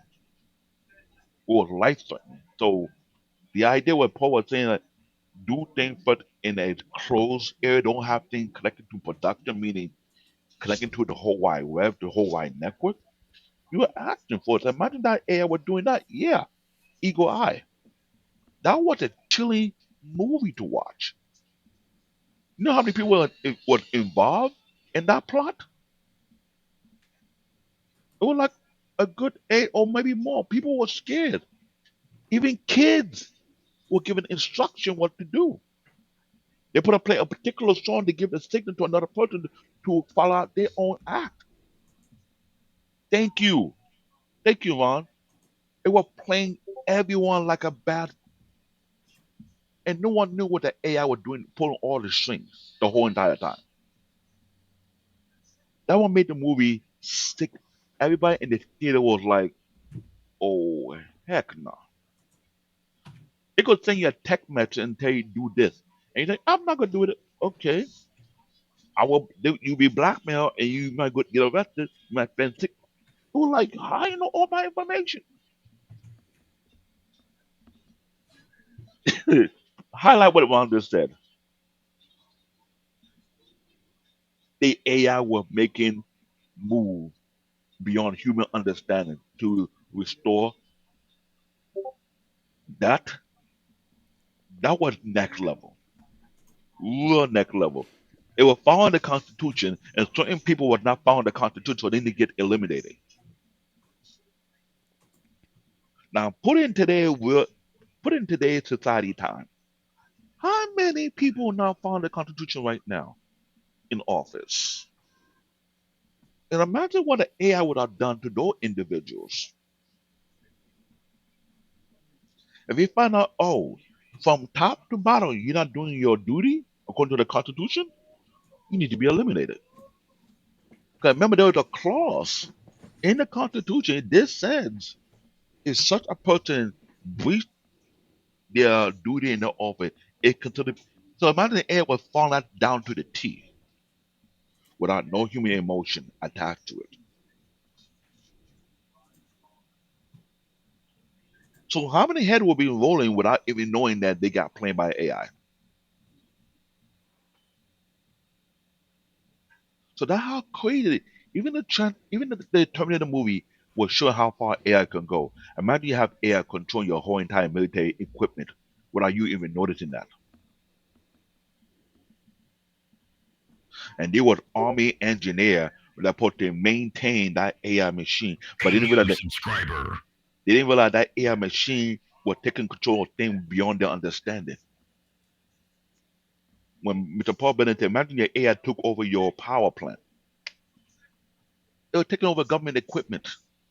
The drone will follow you from high up in the sky, watching where you were going, and know where you were going, where you will be. You know what makes me think, David? I'm sorry to cut you off. You know the robos vacuuming the house and stuff like that. Mm. Imagine one of those chasing you around the house. So I saw on third eye, you're like, doo, doo, doo, doo, doo. I'm like, name No, clean, doo, doo, doo. yeah, but a Well, that was vacuum. actually a movie, wasn't there? I forget. Was it the Puppet Master or something like that? With this guy, Oh, he controlled all these AV vehicles. So he had all these cars and little helicopter stuff where he was like they were attacking people with all these AV cars and stuff. That kind of reminded me of that. So yeah, if your systems can be taken over and be controlled to that level. But another thing we got to consider also, gentlemen, is again a lot of these systems, the current systems now, a lot of this stuff is not secure now. How Look many what times happened have we to gotten hacked? Our grids gotten hacked I by was the about to Russians or say that. whatever. Look what happened to Amazon with the Ring. This poor guy was all over the news. Was just sitting in his house, minding his own business. He had cameras in the house and everything for whatever reason. That's his business. I don't care what. And somebody hacked the camera and talking to him through his camera in his own house, in his own kitchen. I would be like, what the fuck? that's been a known issue. Reason why a lot of people who want to set up a smart home don't have the well thought how to secure their own home network. A lot of They people think put iPhone is the most they secure, they but put no. Mm, hang on, David. Let me finish what I was going to say before you go ahead. shake Go your ahead. head. Recent thing came out on the news literally a day ago or 2 days ago, something like that. Mhm. And somebody put it on my radar, and I really haven't looked into it to be honest with you guys. But now they're saying is the opposite. It's the most corrupt system out there. What is the more corrupt system? Apple iOS. We've been knew that more than a decade ago. You know this because you're in IT, but the average person like myself who doesn't do IT, I'm a chef, not an IT guy. Let's keep that in mind, David. I'm very educated, but not like say, or let's say somebody, let's say Marcus from Ohio, who is a mechanic. All right, he's not that educated. Think about it. You are in IT. Not everybody knows that. People still think the iPhone is the most secure one in the market. Due to marketing. That's what they market. But we doing it back It's in not the even that, back David. end. It's I know, cool right now. I know. It's cool. Already we were dealing with a idiotic meme that was going on late last year. If you don't have an iPhone, you're dumb and you're poor. I don't remember that. But Oh, it would isn't it was isn't here's the I'm gonna move on from the subject because I had one more question to get into before we start wrapping up. So, P, from my understanding, you guys are more in IT than I am.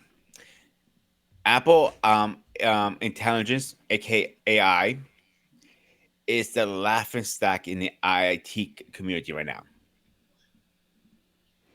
I don't use it. David might be able to answer that better than I do. I I don't don't. Um, use it too You can't that much. use it. be It's not even out. no, that It it was supposed to be two out that a is year ago. that two titanium thumb up on that one. Here's the problem. Let me just say it like this: the thing with Apple, the thing they were doing in their keynote that they're going to do. Anyone who will be following tech knows this. What they say they're going to do, put a 2 year later mark on it. They're not going to do it until 2 or 3 years later because Android has already been doing it already. They're trying to quote unquote perfect it. It wasn't the case when Steve Jobs was alive. Since he passed the ghost and he left the earth, everything has been delayed. That's what I'm the gonna push issue back with is. that. I'm gonna push back a little bit. Not in a You bad got way. In your you, favor for once. okay. So it was a lot of things were delayed, yes, but also Tim Cook wasn't this person who wants evolution. He only cares about money. That's all he cares about. That's all he knows. That's what he went to school for. That's all he like. C Job never went to school for anything, but he saw a vision. He didn't care how it happened. If I see something, you make it happen. And Okay. people looked at him like, this is impossible. Make it possible. That's what he cared about. The thing is, a CEO of another tech company who was making phones called it out. He was saying iPhone was nothing more than a glorified mid-range phone pretending to be a high-end phone. We're gonna have a whole show on this, but let's keep that. One last comment. I'm I gonna just ask my next no, question: go ahead. is a tech show coming up very soon, in like in a month or so, and all the big majors, like Samsung, Sony, all these guys come in, and towards the end of the show, they have this big, um, like Q&A. All of them ask them, right? Which show is Apple, that? I don't remember the name, but they gotta be honest with you. I said I don't remember the name. Apple, for the first time, said there will not be a part of the Q&A end of the show. That's a red flag for me personally. So the last question I have for you guys before we start wrapping things up, Hmm. you got a statement, David? Before we go move on, Okay, when you mentioned a computer show, there's actually one taking place already called Computex, and I've been I trying to didn't say post. computer. That's a tech show. It's a tech show. It's called Computex, with at least 3 or 4 tech shows that take place I think it's every year. W something something. No, there's different versions based on who's hosting it. The one in Yeah, let me see if I can particular, find it as we're talking. all the tech giants are there showcasing their latest gadget or latest invention or latest product will be coming out soon and they're working on. Recently, I see some of these videos I kind of posted on my post board about upcoming based on the PC side of thing, but I didn't put more on the TV, whatever. I think what you're referring to put it happen in America. I forgot what they call it. Yes, in It America. I forgot what they call it. It more likely being on the West Coast. I know it's W. Some it starts with a W. That's what I remember. It's like a couple of letters. It's like And for Apple to say such a thing is because of what have been projected about what they've been doing with their phone and their development. Because a lot of their competition are already seeing the red flag years on end, and they be waiting to see when they go get to that hiccups that have been the discussion. The only issue right now, they got caught when they were saying they're gonna do this and they don't follow through, and that have been their habit. There are a lot of things they promise they're gonna do, they never follow through their promise. And even other tech competition who have been paying attention to what they've been doing, they're waiting for that moment when that they'll get to that situation. They cannot answer no questions. They cannot tell you why that may be the case. mhm. Because I used to have an issue whereby they say their chip is faster based on what spec. Oh, this 30% based on what spec. They can't tell you. They give you percentages, but everybody else can break it down based on the spec and speed and what they're working with. Yes, Tim Cook is all about money, but money can only cover your track for so long until you get exposed. When you get exposed and find out you're just copying and pasting, that what Apple is more likely is. But let's be real, the Apple Touch, whatever we want to call it, that came from Samsung. They had to pay for the license for that. That NFS,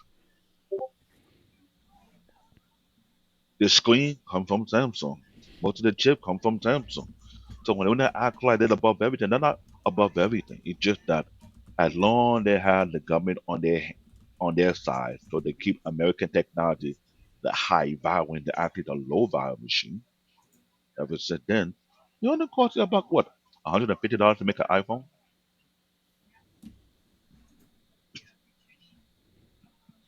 So where all the money, extra money they charge you for? Where that one coming from? Just the name, harsh reality. So my last question for you guys, as I'm looking some things up here for you, if I can get the name. Why was Terminator 2 the last successful movie in the franchise, in your own personal opinions? Great storytelling. Just I yeah, ideas. I mean, it's hard. It's plus it's hard. We had a show on I think series and franchises and whatnot. It's real hard to deliver a third, like a trilogy where all three movies are successful. It is just hard to do. Period.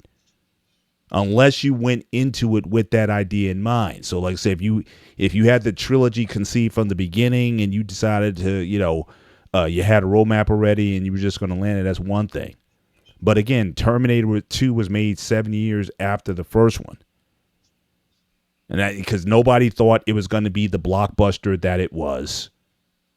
And it took a minute to get back together. I mean, I was watching some time back, how it got made and whatnot, and it was by I think a different company, and there was just some entities. Arnold really had to get involved in trying to create another one. So it took a minute. It certainly wasn't done with a lot of the same people, or certainly the same production company of the first one. So getting the band back together and coming up with a sensible model after that. It's like I said, it's tough. And the movie had a finality to it that I think if they would have just left it there, I think a lot of people would have been happy with it. But unfortunately, studio execs are always, always, always trying to go back and try to again squeeze a little more juice out the orange. And they just won't let something die. I mean, or just you put a bow around it. It's done. It's over. It's you know, um, hard out of film. Yeah, yeah, absolutely. But I'm just saying. But that's the thing. I mean, there was no need to tell a third. Like I said, that's why I liked Salvation because again, if you want to go into almost like a prequel where you kind of go back and see what that world was like because we got visions and illusions of it in the future with the wars and the skulls and all that kind of stuff. But again, how was the resistance formed and who was behind it and um, all those kind of things. I mean, I'm always up for stuff like that. You can go back and tell a prequel, something of that nature. That's fine. But to have the third movie basically pick up the story where it, uh, to where it ended in the second one, that was it. You didn't have to do anything else. Yeah, Salvation. Yeah, underrated. I mean, critics didn't like it, Very underrated. but that's all the Terminator you needed. I don't need 7 movies or 6 movies or whatever. What's there? What are you gonna tell me? And again, and we didn't talk about now. Again, I didn't watch. Did you guys watch the Sarah Connor I did. Chronicles? I heard Because some good things I about it. did. I heard it's actually I pretty good. did you like it? I mean, Eric loved it. I never, like I said, I never got I into it, but I watched it and it was kind of like it did a good job of explaining what Sarah Connor had on her plate and how far she had to go because it wasn't a easy pathway for her, but it showed what she had to deal with, what she had to go through, all the loopholes, all the I can call it anthill. So her to survive that long to fulfill what she's supposed to fulfill, it wasn't easy. Don't get me wrong. And when you talk about franchise, Mr. Paul, we had this discussion. You and you know who it deserve around two on that because it's true. Franchise, some people don't know when to leave a franchise alone. They want to milk it so much to the point it turns to rotten eggs. And Absolutely. when they turn to rotten egg, they never want to take the blame for it. Perfect example, Star Wars. Mhm. You I'm really gonna want put to an go ahead asterisk on tonight, that one David? because again, Star Wars had George gave them the roadmap and they chose not to use it.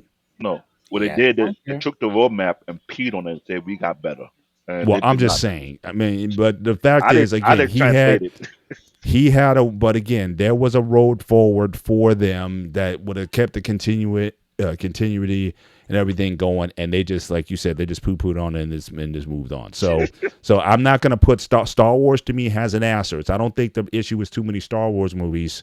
I think the difference is they didn't make the right Star Wars movies. Because that you're talking about a universe, you're talking about expansion, you're talking, and there is a line of succession. You can tell that that's a franchise, and history has shown that through the books and through the comics. You can tell multiple stories within the Star Wars universe, even stories between the original three films. Rogue One being arguably one of the best ones. So you can, so that there is room there. It was there, but they just went in this total different direction and fouled it up. But yeah, but definitely I the feel, Paul. I okay. feel like franchises after a while, after second movie, maybe third movie, the milk in the cow so hard this dried up. Like even Avengers, even the Marvel stuff, it was being, towards the end of the, towards when we get to Endgame, it was getting it was like, okay, you got to call it quits, guys. There now there's rumors that they're gonna reboot the whole thing again from scratch. Let me ask you guys something. Are you guys amped for? I guess Mission Impossible is coming out this week, right, or in a couple weeks? Are you I'm gonna guys see looking to Karate see Kid that tomorrow. or I don't know what you guys talking about. what? I ain't watching it. I said no. I was I'm, making I'm a just joke. I said I'm going to see Karate Kid tomorrow, so that's my. yeah. Well, Let me even with that, that's another one. let me Now say again, this. I liked the Jaden Smith movie. You It know, it wasn't was bad. supposed to be called the Kung Fu Kid, but Correct. then they That is renamed fact. it again to take a good franchise. And I like the Cobra Kai series. So again, I they're love it just personally too. putting these two things together. So I can understand why someone's going it. But again, there's another Mission Impossible movie coming out as well. Again, did they overdo that? To me, the only movie franchise that's really you can never tell too many of them is the James Bond. I mean, James Bond because all those books that were written and whatnot. So that's a. But again, it's like you could certainly have movies that are self-contained, but then some of them certainly again the Spectre arc, which they had with the Daniel Craig series. You can certainly formulate that, but that's the only one that's really had range where you could just kind of constantly pump out James Bond movies, switch the character, I switch the can understand what you're actor, saying. and still has a So following to that the doesn't die Mission off. Impossible, and I'll let you go to the next, David. All right, is our friend over at Pop Culture Warrior CQ. He actually had the early screening to it, and his early review, because he cannot speak too much about it, but what he was able to say online and to me on the phone is they're setting up for another one already. Like you can tell Tom Cruise is getting up in age. What is he, 75 right now, I think? Yeah, Like he's up there in age. I'm gonna look it up as might as I well let be. David go next. So, and He's David, in the the 60s, show I I think was now. I talking think he's about is 60. called WWDC. That is the next tech show coming around the corner. Hmm, So, David, take the definitely. floor for a minute because I know you're being bugging me. No, first and foremost, I wanted to say, what would make people want to make a movie from a particular book? It's a Don't fan. go there. You're gonna piss off No, Tom. no, You're gonna piss off no, no. your little Because buddy down there. no, it's because of a fan base. Certain book or certain comic or certain story or whatever you want to call it have a huge fan base behind it, and they're thinking that fan base will turn to huge box office. Right? Good example. Wheel of Time. I never knew that was based on a book, which is on Amazon. It went for 3 seasons and got canceled. When I look into it, turn to find out they want to make a TV series based on a particular book that have a massive fan base. We have read all their books. What they did not tell the truth about that they weren't going to follow the book and want to do their own things. So when a huge fan base was happy to hear there will be a real life adaptation of the book they so loved and read, when they saw the first season products, it started to drop because they realized they wouldn't follow the book whatsoever. It was more like, I I know get Get over it, over it. but of course they can get Get over it. over it. But guess what happened? Get over it. They lost money in the process. Amazon said they can't do no fourth thing because first season was like this, second season was like this, third season was like this, meaning people were fed up. Don't just touch what we love and think you can make money off it, knowing that you're not going to follow the book. Lord of the Rings was the only movie franchise that actually followed the book and made a huge killing. Not 100% either. They left a lot No, out. no, 50%. I would say less than 50%. No, 60. That book is massive. I even But purchased if the you go books. lower, the number is more like 30% they left out. The Trust me, Hobbit. dude. I'm talking about the original three. They left a lot out. Listen, I can see Paul winding up, or I see the smoke coming in his ears because you know how he feels about movies versus And books. that's why versus- he is scheduled for around two with you know who, because they're With both you, going at it. Not with me. It was him and Wally in the debate. Well, I smoked him in the first one. There's got Don't nothing to I say. don't want him. I don't want to You see don't want his to go there comment again. on the chat because he would say, uh. We will have a round two for both of you guys. We need to get three judging it. Peter so will be time there. out, time out, a second, David, and you guys can get back at it. Tom Cruise is 62 years old right now. Ah, he's old. Yeah.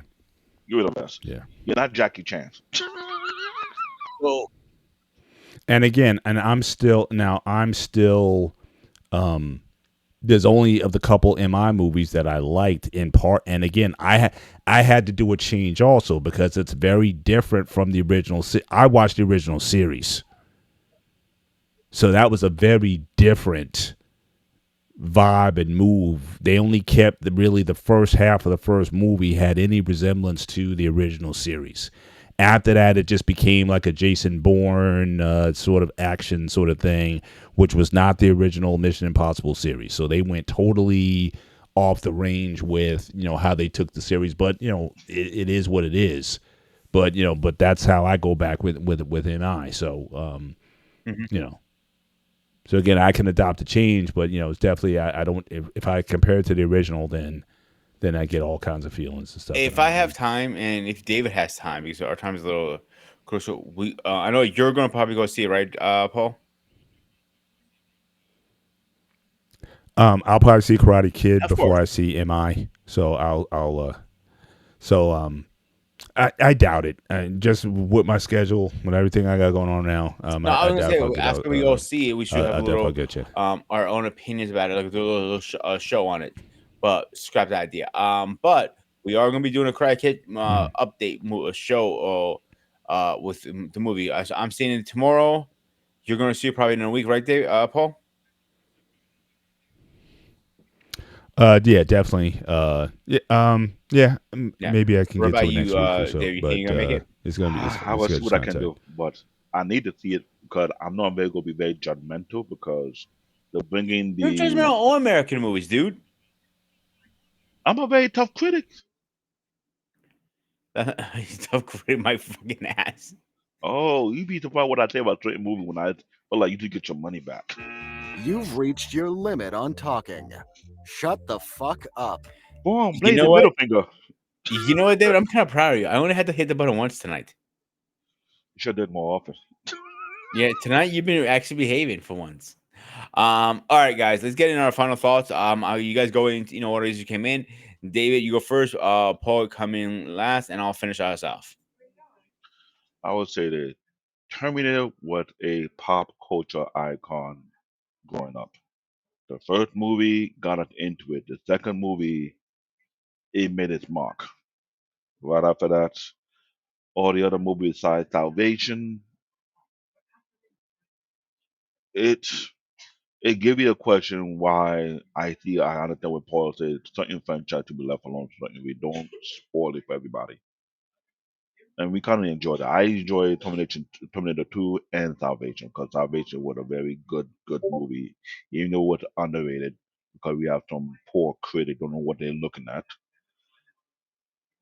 Other than that, it gives you a glimpse of what to be aware of when it comes to AI and technology. Don't never sleep on it. I'm a technology buff to a certain degree. I don't want to go too much to the extreme and lose my humanity behind it, but let you know the progression of things. But other than that, I enjoyed the show, enjoyed the topic. It allowed us to have that debate and see things on different angles. But other than that, it was a really great topic.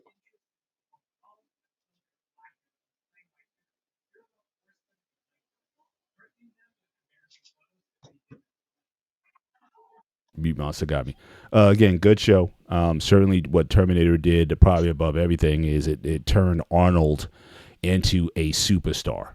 Conan the Barbarian was good, and certainly some of the entries that he had prior to that weren't necessarily as big, but certainly Conan was the springboard, and then he just launched it into orbit with the Terminator, and then all the movies that came after that, Predator and whatnot, and maybe we may need to have a show on Arnold and talk about what is his most iconic role. I mean, people want to say Terminator, but I thought Predator should have gotten a sequel. Why did if they were going to do Predator 2, why not bring Arnold back for something like that, or why he didn't get involved in any Predator projects since then? That would have been awesome if he would have came back for that.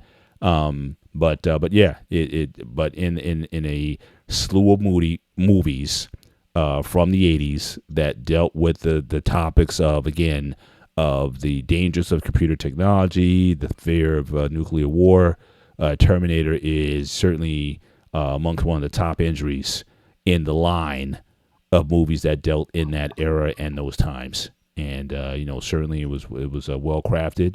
Shout out to James Cameron for the direction that he took the movie in, and he was one of the few guys who could control Arnold, who has a big ego or whatnot. But the whole "I'll be back" line, that was insisted by Cameron that he delivered that way. Arnold fought him on it, but he won, and then the rest is history. It's one of the most quoted lines in movie history. So again, love the first two movies. Salvation certainly is a noteworthy addition, and I wish they could have did even more with that. But yeah, I don't think any more Terminator movies need to be made. I don't necessarily need to see a reboot or whatever. Let movies have a graceful exit, and you still have the movies to go back and watch if you haven't seen it, especially for a new generation may not have seen it. You still go back and do so. I think you'd be pleased. That's it. So, guys, I think we had a very good conversation tonight. I know we just got a new guy jumped in, Alex. Sorry, dude, we're just running. We're about to wrap up, but we will be back tomorrow night at 9:30. For the gray area. Tomorrow's a Q&A show. So we're gonna be at you guys can come up and ask us questions. Go back. For our new prescribers, welcome to our crazy family we have here. Um, go check our arcade because we have a bunch of shows coming up. We stream not one, but not two, but 5 times a week. It's always at 9:30. So please check it out. Alex, feel free to prescribe so you can catch the next show. So let's do a quick schedule update. So tomorrow, like I said, on a grade will be a Q&A. So you guys free to ask us questions. We'd love to answer any questions or topics you guys want to go with. And on Monday we're off, but we'll be back on Tuesday with the Sparta Arena. No mountain too high. That is a conversation I'm looking forward to. And on Wednesday, on the Anime Unleash, I'll give it to David to go over that. Go ahead, David. On Enemy Unlock, we have the discussion about JoJo Bizarre Adventure, very unique, very twisted anime, which had generated a huge following. Which is by far is all on Netflix before they take it off. So I would say take the time to go and watch that series. It's on Netflix. I think it has about like 5 seasons. Very interesting, well put together. The graphic design to it, it got me trying to understand why the artist choose that style of thing, but it plays out. It works out well to their favor. So we should have a great discussion about that. We'll talk about season one only because we can't do the whole 5 season all on one shot. And quickly, my favorite three movies for Arnold Schwarzenegger was Conan the Barbarian, Conan the Destroyer, and Red Sonja. That made a hit for me. Those three movies. David, thank you so much for that. And on Thursday with training with Generation X. Paul, you want to take over from there? Well, it's I Next apologize. Gen Training is the title of the show. But yes, we'll be dealing with the topic of effective communication using the DEEP technique, DEEP. That's going to be an acronym. We're going to break that down on the show. Looking And forward next to it. Saturday, where we're going over the Ghostbuster franchise. We might have to change the date on that because my Ghostbuster expert, he happy coincidentally to schedule the show. He told me on the day is his anniversary, so he's in the doghouse with us. But we might have to flip some things around. No, he's not. Happy Yeah. anniversary. Hey, This guy, man. the show must come first. They say, right? Isn't it that true? You're not married. You've reached your limit on talking. Shut the fuck up. If you've been married for 28 years and going, Yeah, that's a pro. That's the and you pro. will That's the problem. tell your That's the problem. We need missus to get. No, We need like here to we you're go find. doing again. it, We need to find. We need to find a wife for Mhm. Mr. Sparta here. So he's taking applications, but we need to get this guy out of the game. You see what it's doing to his or we call personality here. So Mandrell, we need him. Hey, I'm off the trying to run a market network soon. here. or we call Mandrell and call for his hookup because you know what happened when he got his wife? He got locked down. Yeah. There you go. But anyway, There guys, you so go. we'll be back tomorrow at 9:30. Me and Paul will be on the gray area. Please join us. It'll be great. Hey, And lost in guess who popped his translation. little head in here? And hey, see, somebody agreed. The show must go on. And that's another bachelor who need to get married too. Legit. I I'm wasn't legit. gonna say anything. David, shut up over there. All right, guys, as always, he is Black David, aka Baby Groot, aka Bear Super Paul. Groot, aka Sperm Groot. Bear And down here Paul. we have Mr. President. As always, stay fresh, stay safe, and I'll see you guys on the next one.